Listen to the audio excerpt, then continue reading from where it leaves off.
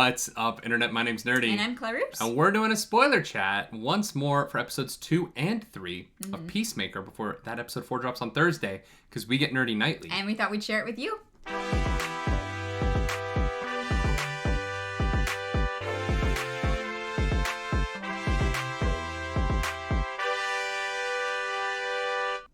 That is right. Welcome back to the channel. We're talking Peacemaker, and Clarus, we loved episode 1. Mm-hmm. You still feeling the show?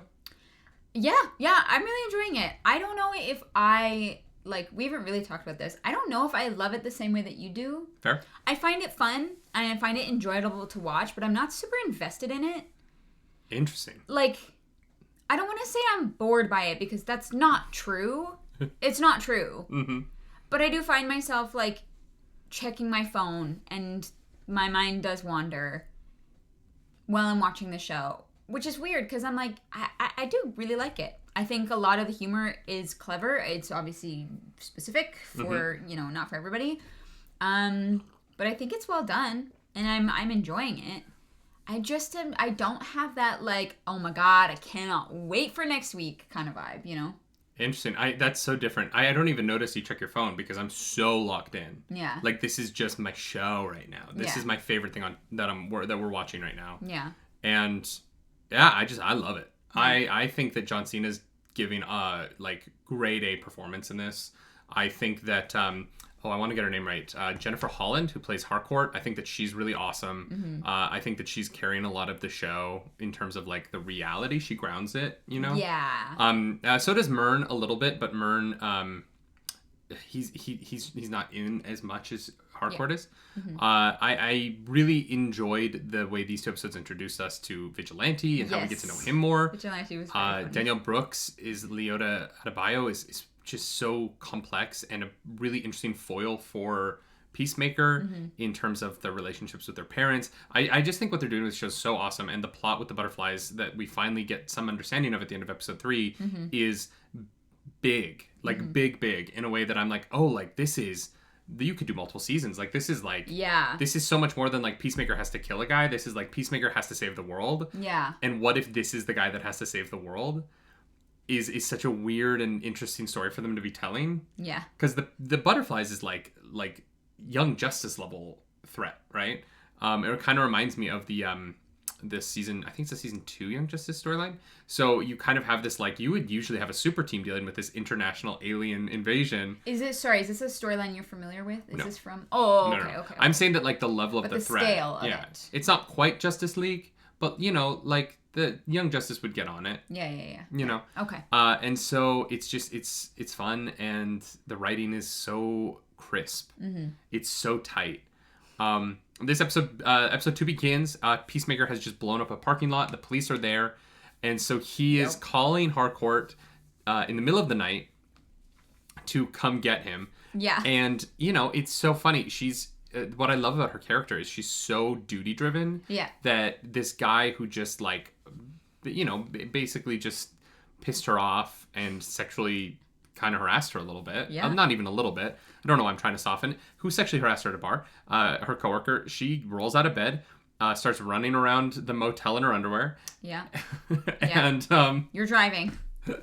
And she, she gets up and she goes and does the job. And I think that that's what I'm really loving about her is, she's angry about it. Yeah. But she's going to show up for you. She makes it happen. Yeah. Yeah, regardless. She's my favorite, I think. Mm-hmm. Yeah. I think it's just watching her beat up those guys at a bar. I was just I love it. Well, and what's so awesome is that she fits into the world. Yeah. But she's the only one not making any jokes. Yeah. But she's still so funny. Yeah, she's so funny, but it's not. It's interesting because she is tonally so opposed to all of the other characters in the scene, but she is so invested that she fits in with everyone in the scene because it can be really tough. Her character is a hard one to pull off. Yeah. Being the straight man in a show like this is not an easy thing to do. Yeah. And I think that the show is working so well for me because her character grounds it so deeply. Yeah. And I don't know that this show would be good without her. or if you had a less good performance in that role, because otherwise it's just jokes. Yeah, I think that's absolutely fair. And the only reason I care is because of Harcourt. And so I think that what they've done, having John Cena and Danielle Brooks be so funny and ridiculous and over the top, and then pan over to her and let this world feel like something that could maybe actually happen because you believe in her. Mm-hmm. I just think it's brilliant, and I think that James Gunn, in his writing, nailed it, and then in Jennifer Holland's performance, I will be raving about her this whole time, I'm sure. Yeah. She's phenomenal. I'm really, whatever she's doing, it's working for me. So they get to the apartment complex, and Peacemaker has run back inside to steal the woman he just killed's records. Yeah, he murders this woman and then goes and decides, I'm going to rob her. Well, no, he goes back for the dossier. The dossier. Yeah, so he goes back for the dossier. It's important that it's the dossier, right? The book of information. The classified information that we find out the woman looks at and then that's why she tries to kill him. But he goes back for the dossier because, you can't leave behind government secrets. And in doing so, he decides to rob her. Yeah. Which... It's like, why don't I just take all this other stuff as well? Leads to him stealing a little obelisk, which we'll get to later. But the police are fairly competent. I like seeing the police be good at their job. And I mean, like, obviously, like, real world police notwithstanding. But I like to see a portrayal of it where the police in a superhero show aren't just, like, a bunch of idiots. Yeah, they just had the one idiot who picked up the face and was like, is this pizza? I mean, I wouldn't assume it was a face, though. At the center of an explosion? Would you assume face? Would you really assume, hey, does this... We literally, her, like, hands and feet are still intact around. So, yeah. That's true. Where's the rest of her body in that shot? Yeah. It is a funny joke. No, it was very funny. I was just like, oh, God. But yeah, the police actually, like, have a plan and a strategy and, like, would have caught him. Yeah. If they didn't get tranquilized. But, so he gets upstairs. He's running away. He can't go down. He's got to go up. And he meets a couple. Oh, my God. And, like, I get it. The woman is just so hot for John Cena. And, like, same. Like, he's a hot dude. Yeah. And I get that. It was interesting because I was thinking about it, watching it. I was like, it's so similar to The Rock, except that The Rock is almost never sexual in anything. Mm-hmm. The Rock is very chaste in every... Like, I've never seen The Rock even come close to a sex scene. Mm-hmm. John Cena is, like, following The Rock's trajectory with his career, but is being, like, the dirty version. Yeah. Mm-hmm. And I think it's working for him. And I think that it is differentiating his career from what The Rock is doing. Totally. Yeah. I didn't even think about that, but you're 100% right. Because you can't be the exact same, right? Mm-hmm. Like, being the new something only lasts so long if you don't put your own spin on it. Mm-hmm. I think it's working for him. He was very funny. Oh, yeah, because, like, the first moment I was like, oh, John Cena's really, really funny. Yeah. Outside of wrestling, because he was always, like, one of the funnier wrestlers. But was the towel scene in Trainwreck when he comes out of the bathroom and he just has a towel hanging off of his penis. And, like, that sequence is hilarious. That whole scene is amazing, right? Mm-hmm. And I think that he's done a really smart thing by being, like, the R-rated version of The Rock. Totally. And that differentiates him, and it allows him to carry this character who is absurd, but feels real in a weird way. Yeah. Because he's sad. The sadness grounds him and makes him feel real. Yeah. He is definitely three-dimensional and not just... like a caricature, slapsticky, big guy. Yeah. But the police get into the room, and so John Cena, Peacemaker, he's got to get away. So he starts jumping down the building. Yeah. And do you think that you could survive that? No. I think John Cena could.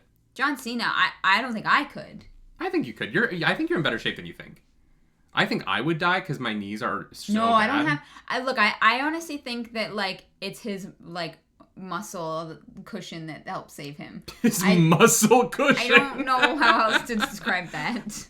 But he's got, like... Muscle cushions, the new anime body pillows. Wow! You heard it here. I'm patenting it. It's copyrighted. You gotta get them gains so you have those muscle cushions to cry into when women aren't attracted to you. What? Yeah, no, I don't think I could survive that, but I think John Cena could. Yeah, he was jumping down, and I was like, there was a part of me that was like, is this ridiculous? And then I was like, I mean, each balcony's only like maybe 10 feet.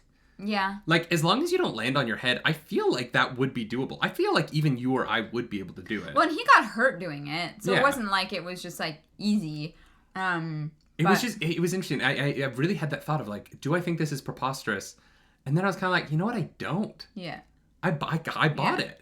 I love, though, before he leaves, the like, basically like, the like almost cuckolding scene. Oh, yeah, In their room where the... Before the actual cuckolding scene at the end of the episode? Yeah, but like, he's not there for that one. That's true. But like, he's very much there. He's like, you wanna fuck? And it's so just like, she's like, what? No. It's very well played. And then she's like, yeah. She's like, yeah. Yeah, no, she's very funny. And very well played. You know, the way the show's going, I could almost see her being back. Yeah, well, they are bribed. Yeah, so although she isn't in the the opening credits, the incredible, remarkable opening credits of the show. Our favorite, which we didn't mention. We didn't mention the Peacemaker one. Yeah, the opening credits of the show, which I think happens now, right? I think it happens at the end of this sequence, but the opening credits of the show is perfect. Yeah. It's the funniest thing. The best thing I've ever seen. I will never skip it. No. And it's incredible. Jennifer Holland's biceps in the one time when she's like, boom, boom, unreal. Yeah. Unreal biceps. I need her workout routine, please. Seriously. Someone get me in touch. But this is where we get to see Harcourt's value beyond her hard edge and her brains, because she goes full like Fortnite pro taking on a bunch of noobs with those cops. Just pop, pop, pop, pop, pop. And they are out. They're done. And tranked. Interesting that, like, you know, she does show restraint.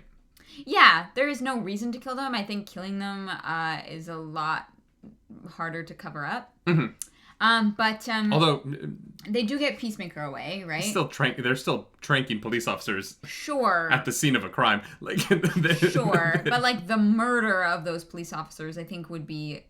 I'm just saying that neither of them is a cover up. I definitely understand. I'm not saying that she should have killed them. I'm just saying like there's not fewer questions. No. There's fewer sad families, but there's not fewer questions. But speaking of cover up, so Peacemaker's car is left at the scene of the explosion. Yeah. When they get away, and so oh God, what's his name? Steve Agee's character. Yes. What is his character's name? John. Economos. Yeah, John, the big boss guy is like, I need you to fix this problem, right? His car can't be there. Can you change the registration on the car? He's like, yeah. Oh yeah, hell yeah, I can absolutely do that. And who does he change it to? But Peacemaker's dad. Yeah. Like the closest thing to Peacemaker you could possibly get to. And I love when the guy, like the boss comes out. Mern, yeah. I love when Mern comes out and is like, his father? He's like, you were in the bathroom. I panicked. I'm like, I didn't know if you were going number 1 or number 2. I was like, I feel that. I feel that. That like, I need an answer immediately, but I don't want to bother somebody. Yeah. However, on this scale, I mean, you should have bothered that somebody if... or you should have just had any common sense. Or just, yeah. I mean, it works out, right? Like, no, ultimately, it's very funny. It's hilarious. It's just interesting. Like... Yeah, there's a couple of times in this episode where, like, they go for the joke is clearly the most important thing. Because this is clearly about the joke. Well, and it brings his father into the rest of the story. Yeah. But I really... I appreciated the payoff of this joke, which is that Danielle Brooks's character goes and bribes the couple. The couple, and she does it by being like not bribing, and they're like, oh, "Damn, I kind of wished you were bribing." And she's like, "Yeah, I'm bribed. It's a bribe." It's like a joke, but then the better joke is that they're like, "All right, who do you want us to say it is?" And then they cut to, "Oh, it's this guy," and suddenly Augie's in prison. Yeah. And this is where this show makes a choice that is a strong choice, and that James Gunn has acknowledged. And he's like, look, I want to be very careful about this. And I think he's doing it the right way so far. Because I think that there are some people who say, like, never show racist people because you're giving them a platform by showing them in any light.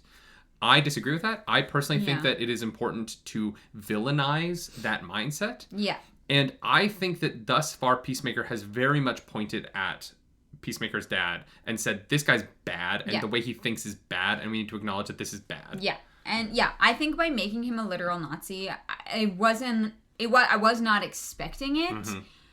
but I think it checks out. Like, I'm like, okay, I get it. And I agree. I think that shying away and hiding from, like, negativity and negative people and such, like, it doesn't actually help anybody. I think that shining a spotlight on the dirt it is more beneficial in the long run. And so, yeah, I so far, it's been handled well. Obviously, we're, like, not even halfway through. I'm curious to see... You know, I almost thought that he might be like one more scene in the rest of the show after the first episode. I was like, all right, we showed that his dad is a racist piece of crap so that we understand where he comes from. Where Peacemaker comes from. I did not expect him to be such a big part. And no, to be probably one of the villains of the show. Probably. Which is going to be interesting, especially because you have Robert Patrick, who's such an incredible actor. Yeah. You know what I mean? Like, you have the T-1000. Yeah. You're ready to go here in terms of the caliber of the actor they bring to the table. Give him some juicy stuff to do. And I think that, I trust James Gunn to be ridiculous about it, but also I think we'll handle it with a sense of decorum. Yeah, for sure. If like past stuff is anything to go off of, I'm not worried. Yeah. Like, I'm not worried. It might be controversial though. I mean, James Gunn's it's pre-Marvel stuff. But I mean, like, I don't think anyone's upset yet. I think everyone saw that and went, we're gonna have to see how he handles this. Fair. And I think that he's a mature enough filmmaker that I'm not worried going into the rest of the season. I'm very excited going into the rest of the season. This is my favorite show right now. Yeah. The leaving of the dossier behind leads to Peacemaker kind of getting chewed out by the team when they get back to the office, and so he ends up going home. He's a sad boy, and he starts crying. His good buddy Vigilante shows up. I'm not gonna lie, I hated that scene because I was like, I related to it a little too much. I thought the dick joke went on a little too long. The dick joke? Like I don't want to look because you're probably showing your dick in the window. No, that's not the part. I mean, where he's like crying and he's like, you're so stupid. Like, he's like, upset with himself. I was like, oh God, I should probably go to therapy. I liked that part. But yeah, the dick joke went on a little too long. It was funny and then it stopped. I was like, sometimes if you do a joke long enough, it comes back to being funny. That one, they didn't go long enough for it to come back around to being funny again. Yeah. So it just kind of like, that joke ended when it had stopped being funny for me. Yeah, I was like, okay, I get it. But then they go to target practice, and that sequence was awesome. Yeah. And, that's most of this episode, right? Like, this episode is mostly everything we've just said, ending with Vigilante and Peacemaker having a threesome with the woman. With the woman from the apartment that they bribed. Mm-hmm. And in front of them, he opens the super secret spaceship and discovers that this is all about aliens. Oh, yeah. That was very funny. It just, like, popped open and they're all like, whoa. Do you think that... So say, like, Peacemaker calls you up. You want to bone down with Peacemaker. Uh-huh. He calls you up. He's like, hey, my friend wants to be a part of it. He's not going to take his mask off the whole time. How do you feel about that? I mean, if God, am I married like she is? You are playing, you are that character. You have her mindset. I am that character. I mean, it seems like a pretty shitty relationship, and seems like she's kind of just wants to have a good time. So, seems like she's DDF, yeah. Yeah. Them sleeping together at the end of the episode, I was not surprised at all. No, just because I've watched everything James Gunn has ever made. I was like, yeah, that makes sense. But Vigilante being the pan over to Vigilante, I was like, God damn, this is funny. Yeah. And like, so weird that his mask's on. Yeah. And I loved John Cena complimenting his body. That part of that scene was really nice. Where he's like, that's in the next episode when you realize who it is, and you're like, God, you were so wiry. Well done. Yeah.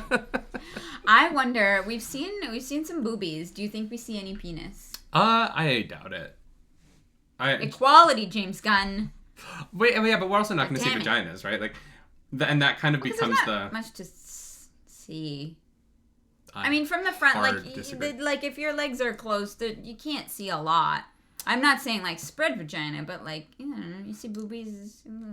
I could see it. I think that like standards and practices do not treat. I feel like penises and vaginas are like the same level, and then boobies aren't considered the same by like not by James Gunn. I think James Gunn. Look at the penises he threw in the Suicide Squad, right? Yeah. Like there's multiple penises in the Suicide Squad. That's what I mean. I'm like, are we gonna get? I have a feeling that if we don't see it, it's not. It's not like. It's not an equality question. It's literally like, what am I allowed to show on HBO Max? Like, how far can I go? Because there is a story that DC's mad at James Gunn for this next week's episode, for this one on Thursday. Really? Yeah, because Peacemaker calls Batman a pussy in it. And apparently DC is upset that he calls Batman a pussy. Oh my god. Are you serious? Yeah. He can make a long joke about how Aquaman sleeps with fish, but calling Batman a pussy apparently is like a bridge too far for people at DC. Far. All right, that is concerning. That is concerning. He got away with it though. Yeah. Because what are you gonna do? You're gonna tell James Gunn he can't make his show? Yeah. Hell no. He made the second highest critically acclaimed DC movie, right? I think Suicide Squad is second behind Wonder Woman. I think it's better than Wonder Woman, but okay. The first Wonder Woman? Yes. The ending of Wonder Woman is trash, and I'm sorry, Patty Jenkins. I know that's not the ending that you wanted for your movie. Yeah. But the you ending mean the studio note at it. the end of Wonder Woman is rough, yeah. Yes, we could have done without that. I could have, honestly, it just would have been better if it weren't for the red dust cloud that suddenly appears. Like the worst part of that whole anyway, not to go over Wonder Woman. I just that red dust cloud is really rough to look at. Yeah. And it's they used up all their budget, so they're like, well, we can't. Well, it just makes it feel like it's a reshoot, right? Like they didn't have the location anymore, so we're just gonna. And I feel like Ghostbusters 2016 did the same thing, where at the end they're suddenly fighting in like a green cloud, and you're like, what is this a Pokemon battle area? Like what is happening? So then the next episode is we get to an actual mission where finally the team is going to take down a booterfly. Mm-hmm. We know who they are. Mm-hmm. It's a U.S. senator and his family, potentially, maybe. And they're going to go kill the kids. And Jesus, this is where the show gets very unexpected to me, in that I didn't think the story was going to be Peacemaker is so insecure after the mission in Court of Maltese that he's not sure he can kill children. And that's what it was. I'm not gonna lie, I did not understand why Peacemaker didn't take the shot. I was like, wait, I thought this is your whole character, and I'm very confused. Well, they kind of, in the Sad Boy scene, they play up the moment where he's like talking about how Rick Flag calls him a joke, and how he's like, Rick Flag was right, I'm a joke. And it's really clear that this show is really about Peacemaker trying to figure out how to live up to that message that he says, right? Like, I believe in peace so much that I don't care how many women, children, and men, women, and children I have to kill to get it. I think that the show is about him realizing that maybe that tactic isn't going to get the end that he wants, and he's really going after peace in the way that his dad would. And I think that I think that he is realizing that that's wrong, right? I think that he's realizing that killing men, women, and children for peace isn't bringing about peace. You're just killing people. And that is going to be very interesting when you're talking about a plot where, as we find out in this episode, there are praying mantis flying alien things in people's heads. And they're dead, right? Like that. There's no brain in there. No. It is the full alien butterfly thingy. Yeah. I don't know. I just honestly, like, that part didn't really work for me. I didn't understand the connection. I was like, this character is not who he says he is in this way. Whereas, I mean, a lot of characters aren't who they say they are, though, right? Like, I think that's what makes him interesting. Yes, but he has no problem killing people in the Suicide Squad. No problem at all. I do believe that is the difference, right? I think that the mission in Court of Maltese and the fallout of that mission is what causes the change in him. Which is interesting. Like, that's I didn't make that connection. It just felt a little disjointed to me. It's like I don't know what the problem is, but. Well, see, interesting, because that to me is the through line that makes this make sense to me. Mm-hmm. Is the where he sat on the couch and he says, like I said earlier, like, Rick Flag calls him a joke, and he's like, he's right? Like, he's like, I am a joke. Why am I a joke? What have I done wrong here, and what do I need to change? And it's weird to see this character who's so dumb in so many ways have this moment of introspection that is leading to character growth. And like, here's the thing, Peacemaker has every potential to be the superhero he wants to be. Yeah. He has the technical ability, but he needs the helmets. Well, not anymore because his dad's in prison, but he has all of the abilities. He just needs to have the right mindset. And this show could honestly get to a point where he has the right mindset suddenly. And we have this heroic Peacemaker who's doing the right thing, but still has the bomb in his head, and the government still controls his actions. And so the tension of this show could change from being, how does this team get this idiot to work with them, to how does this team get this idiot who also happens to have finally have a moral compass to do the dark and shady stuff that they need to get done. Yeah. And both of those are interesting stories, and transitioning from one to the other, an interesting story. I feel like the potential is here for this show to just really take off and be something special. Yeah, absolutely. And it's interesting the like parallel then with Leota. Yeah. And not knowing how to use a gun. Yeah. And literally being like kind of useless in that moment. But the problem is, like, she's not useless in that moment because she's literally like, I don't know that this guy is guilty. And like, it's tough. Like, I was like, I get it. I would leave. Yeah, they're really the worst Black Ops team ever. Yeah. Because the only people who are willing to kill for this mission are Myrn, who is ostensibly trying not to be in the field, and who's trying to share his feelings now. That whole bit, hilarious. Yeah. You've never felt chilly? No. We have Harcourt, who is genuinely badass and willing to get shit done. Yeah. And then we have Vigilante, who isn't supposed to be on the team. No, he's just creeping around. But he will happily sing you a little tune while he blows children's heads off. Yep. And I love that character now. Because the first episode, I was like, oh my god, is this joke going to wear thin? Right. And then in the third episode, they bring about him being the guy who will pick up the sniper rifle and murder kids just for the heck of it. Yeah. And I was like, this is dark. But thank God we have this character, because it gives Peacemaker, who looks at... Because there's the moment before that, right? Before we get into this whole gunplay, where Peacemaker and Vigilante are talking in the second episode, and he's like... he talks about killing people, and he's like, does that make me crazy? Think I like murdering all these people? Of course I do. Like, what? And like, Peacemaker in that moment is acknowledging, oh, that's another moment where he's like, my mindset's not right here. Yeah. Because I used to agree with him, and I don't anymore. Mm-hmm. And I think it's important to have that character that is Peacemaker. It gives Peacemaker someone to look at who is all of the worst sides of himself. Yeah. And the potential of what the worst version of himself could be, and how he doesn't want to be that. Yeah, 100%. Yeah. So... yeah, Harcourt murders somebody who unfortunately was not a butterfly. That was sad. You're gonna end up killing, like, the bodyguards of the butterflies. They're gonna die. Well, and then the little green guy. I forget his name. The little green superhero guy. Judo Master? Judo Master? Okay. I wouldn't describe him as the little green guy. What? I don't know. He's short, but like... That's literally what they make fun of him from. He's like very tiny and he wears green. That's not wrong. I am absolutely correct in whatever. Okay. Anyways, moving on from that. He beats the crap out of all of them and takes Vigilante and Peacemaker prisoner inside. Yeah. Because Vigilante was not able to get that final shot off on the dad, was able to kill the mom, kill the two kids, didn't get the dad. And they get taken into like a secret vault in the house. Yeah. And I will say it is nice. I do think that the recasting of Judo Master as Asian definitely helps the role. The original comics version is a white man in a very bright costume. This version of the character definitely looks better and is a very good choice. I never know if something's from comic books or if it's made for show. A name as dumb as Judo Master is definitely from the comics.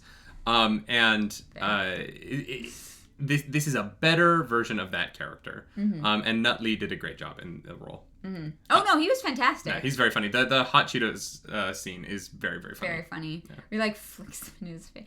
Anyways, I hope we get more of him. It seems like he's dead, and I was kind of hoping this wouldn't be a 1-episode part. No, I don't think he's dead. I think he's Stevie G hits him in the head multiple times with a bat. Like he just is beating him in the back of the head with a bat. But he has like superhuman powers. He just is really good at judo. Really? Yeah, I don't know that Judo Master has superpowers. I think he's just incredible at martial arts. Really? Yeah, he's like a Shang-Chi. Oh, okay. It seemed like because he was like throwing Peacemaker around like a rag doll. Using the strength. art of judo, which I believe is the art of isn't like a big part of judo using your opponent's weight against them. I don't know, but like art doesn't like defy physics. No, you literally it's literally like momentum. You use their weight to move them around. Doesn't he like literally throw him though? He doesn't like pick him up. I don't think Judo Master technically has super abilities. I thought he like kicked him into a wall. This is the original costume. Oh my. That's a choice. That's a choice. Yeah. Definitely glad they reevaluated that choice. Because it's a white dude in it looks like an Asian country flag. You know what I mean? It has like a House of the Rising Sun vibe, or not House of the Rising Sun, but like the Land of the Rising Sun vibe. Yeah. It's not great. Yeah. Yeah, okay. I mean, I don't know. Maybe it is plausible. I just, Peacemaker would be so heavy that I just assumed he had superpowers. So I thought that Judo Master was, knocked out and that they'd be able to, interrogate him or use him in some way. Maybe, but he hits him in the back of the head multiple times. Yeah. Yeah, that was also a choice. But before that, Judo Master does kidnap Vigilante, and Peacemaker takes him down to the basement through the green, wall of... glass? I don't like stained glass. I don't know what that was. I don't know. But they couldn't get through it. They had to blow it up, yeah. Yeah, it kind of looked like a sphincter. The green sphincter. The green sphincter. So they take him down, and the senator starts torturing Vigilante. Yep. And this is my favorite torture scene I think I've ever watched. Yeah. And I don't have a lot of those because I don't typically like torture scenes. I usually am not super stoked to be watching them. A little uncomfortable. But God, this one was good. Yeah, it was. You're the alpha, so I'm going to torture your friend. And Peacemaker doesn't give a shit. He doesn't care. He's like, yeah, I like it. Do it harder. It's like, well, this is some weird kinky maybe give stuff. him something. Yeah. Don't worry, I'm not going to give him anything. And they used a lot of that for the trailers. Yeah. But it didn't. I don't think it took away from it. I thought it was very funny, very well done. I like when he's trying to cut the guy's toe off and he can't because your shears are dull. Oh my God! Yeah, that was. This show, everyone has bad tech in this show. Yeah. Mern is trying to break through the green sphincter, and his thing isn't working. And I was like, really, dude? Your explosives. You've got faulty explosives? Like what? Yeah, but come on. Yeah. I have Bluetooth shit and it works. I don't have a government budget. It's true. Get it together. Hey, there's always a lemon. We got the lemon this time around. So yeah, it literally blows him up. No. Hopefully it's crazy. He's okay. I'm sure he's gonna be injured. Peacemaker's all PTSD'd out because he doesn't want to take the shot on the kids. Yeah. And we find out that they eventually blow the senator's head off, and there's a bug. Literal bug emerges. Yeah, and then it pans over to the car, and the screen lights up for some reason, even though no one pressed any buttons because there's no one in the car. And it starts showing us that there are butterflies around the world. Yeah. Yeah. And a lot of them. Lots. Yeah. Do you think we will see Peacemaker kill all of them? Well, I don't know what the butterflies want, so... That's true. The thing about the butterflies, and... Is this like the DC version of Secret Invasion? That's kind of what I'm thinking, right? Yeah. And where does this go? Yeah. And who gets roped into it? Yeah. Because it is James Gunn, and I feel like if he were to call up some of the DC superheroes, they'd probably say yes to show up, right? And so I do wonder who's going to be in the show that we don't know about. because there's no way there's no more villains that are fun. And the only one we knew about from the trailers was Judo Master, and I think he's dead. Yeah. So, like, who are going to be the villains of future episodes? Yeah, you said, like, we've kind of seen everything that was in the trailers up until this point, so everything is new territory. Yeah. And James Gunn famously now there's many articles about it, how he refused to let HBO Max send episode 8 to critics, the finale, because he did not want it to be spoiled.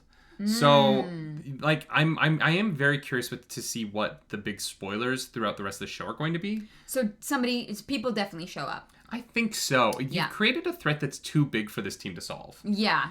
So how that opens up and who gets to be a part of that, and who going into like a season 2, because James Gunn has said that there is talk of them doing sequels or doing another season. What the scope of that second season would be, considering the threat that they've laid out. Yeah. And I'm excited for that. I'm in love with the show. I think that it's so fantastic. I think it's a home run in terms of what James Gunn wants the show to be.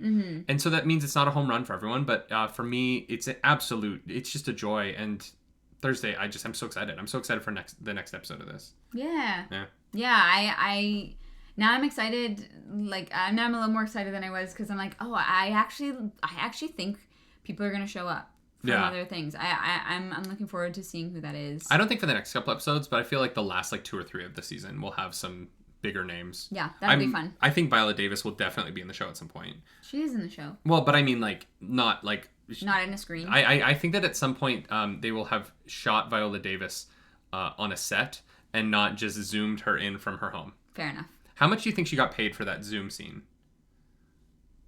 Several $100,000. No, several $100,000 on a know. TV show. I'm gonna say like $50,000. All right. Still, it's like more than somebody makes in a year. Yeah.